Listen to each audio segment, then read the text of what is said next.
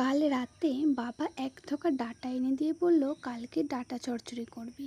তাই আমি সকালবেলা সব কাজ সেরে ডাঁটাগুলোকে কেটে নিয়েছি আর কড়াই গরম করে তার মধ্যে জল দিয়ে দিচ্ছি।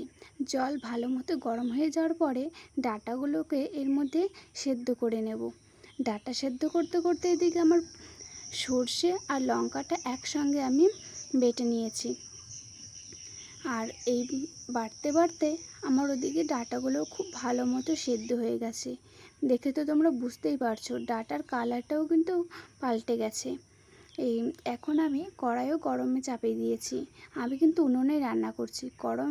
কড়াই ভালো মতো গরম হয়ে যাওয়ার পরে আমি কড়াইয়ের মধ্যে তেল দিয়ে দিচ্ছি। এর মধ্যে আমি কটা জিরে আর দুটো শুকনো লঙ্কা ফোড়ন দেব। তোমরা চাইলে এর মধ্যে সর্ষে ফোড়নও দিতে পারো। এখন আমি এই ডাঁটাগুলোকে এর মধ্যে দিয়ে ভালো করে একটু নেড়ে চেড়ে ভেজে নেব। ডাঁটাগুলোকে যদি এরকম ভালোভাবে তেলে আগে না ভেজে নেওয়া হয় তাহলে একটু কাঁচা কাঁচা গন্ধ থাকবে যতই আমরা সেদ্ধ করে নিই। ভালোভাবে ভাজা হয়ে যাওয়ার পরে এর মধ্যে আমি নুন আর হলুদ দিয়ে দেব। নুন হলুদ দেওয়ার পরে আমি আর একটু ভালো করে ভেজে নেব।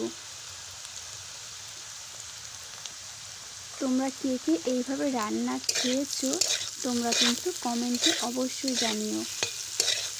বাবা বললো আর আমি রান্না করব না, সেটা কখনোই হয় না। আমি সকালবেলা উঠে সব কাজ সেরে আমি চলে এসেছি রান্না করতে।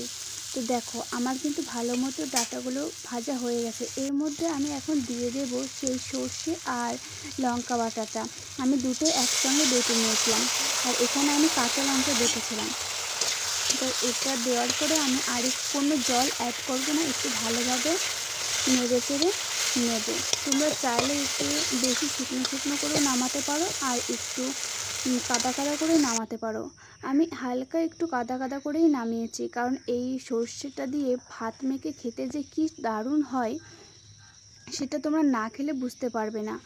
তো আজকের ভিডিওটা কেমন লাগলো প্লিজ তোমরা কমেন্টে জানিও। আর পরবর্তী ভিডিওতে তোমরা কী রান্না দেখতে চাও অবশ্যই কমেন্টে জানিও, আমি তাই তোমাদেরকে দেওয়ার চেষ্টা করব।